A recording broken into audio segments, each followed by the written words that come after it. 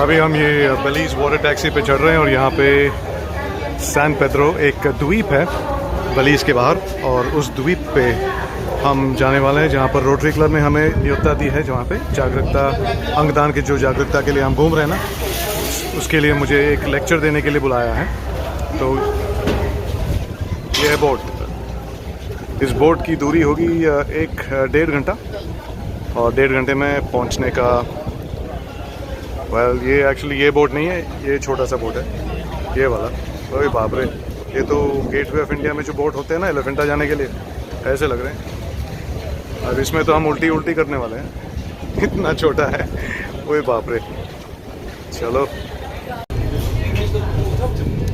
अब इस water taxi में हम पहले स्टॉप में पहुंच चुके हैं। ये है के कॉकनर, छोटा सा द्वीप है ये, और जहाँ हम जा रहे हैं वो उस तरफ है San Pedro. San Pedro actually द्वीप नहीं है, एक पेनिनसुला है जो मेक्सिको का जो लैंड है ना, सीधा सा छोटा सा एकदम टिप में होता है। तो वो टिप सिर्फ बेलीज़ पे चलता है और बाकी ऊपर मेक्सिको।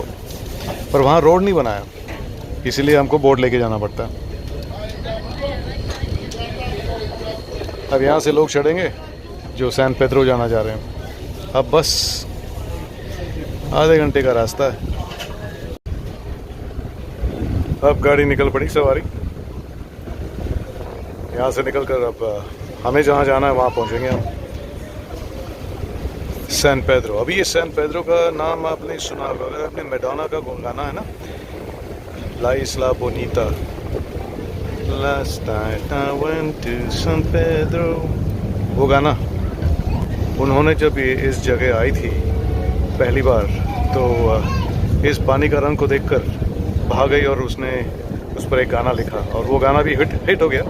और ला इस्ला बोनीता का मतलब यह है कि आइलैंड, इस्ला मतलब आइलैंड, बोनीता मतलब खूबसूरत।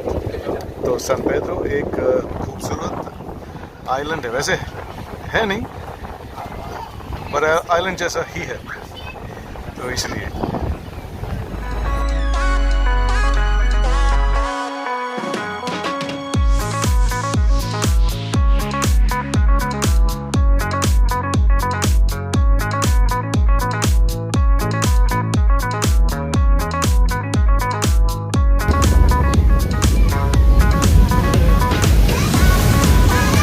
वहाँ पे दूर एक साइन लिखा हुआ है कि वेलकम टू सैन पेड्रो। तो जाहिर है कि हम पहुँच गए हैं जहाँ पर हमको पहुँचना है। और यहाँ पर हमारे स्वागत में एक रोटेरियन, जिसके क्लब में हम जाकर हमारे लेक्चर देने वाले हैं, तो वो हमें यहाँ लेने आएंगी। और एक दूसरा रोटेरियन अपना घर यहाँ बसा चुके हैं जो खाली पड़ा हुआ है, क्योंकि वो अमेरिका में रहते हैं। तो उनका घर हमारे लिए खाली छोड़ चुके हैं, और 2 रातें हम यहाँ गुजारेंगे।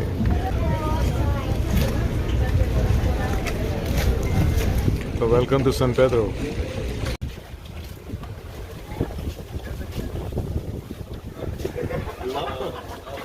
बोट से उतरे हम और आप इस द्वीप की तरफ जा रहे हैं। यहाँ पर जो हमसे मिलने आ रहे हैं वो शायद यहाँ वेट कर रही होंगी, पर पता नहीं। और अभी तक वो दिखी नहीं, तो थोड़ी देर हम यहाँ बैठेंगे धूप में। उसी बोट में आए थे हम, तो हमसे मिलने मिशेल यहाँ आई है। Hello, I like your car. So is this the normal mode of transportation here? Yes, it is like the only transportation here. Wow. Unless you're somebody special, but this, but everybody. Hi. Hi, This- Michelle. Nice to meet you. And I'm Anil. Hi, Sorry, you're Anil. getting on my YouTube channel, so. Oh my God. It's really easy to get around San Pedro. There's one road that goes north and south. That's it. Except for in town. And in town there's Front Street, which we're on now. There's Middle Street. There's Back Street and Back of Back Street. So unless you're in town, you can either go north or south. That's it. Okay. So you're not going to get lost. Okay? Cool. So knowing that as we drive through town, you'll see what I mean and you'll understand it. And this is Front Street because it's on the water.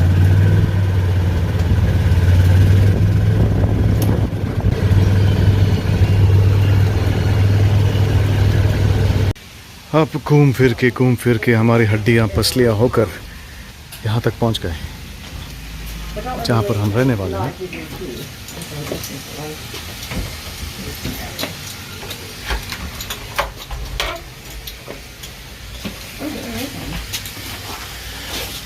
और इसको कहते हैं welcome home जी। रहना तो इधर ही है आज 2 दिन।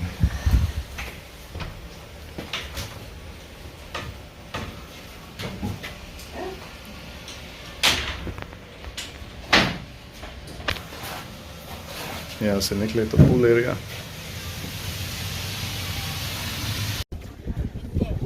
तो आज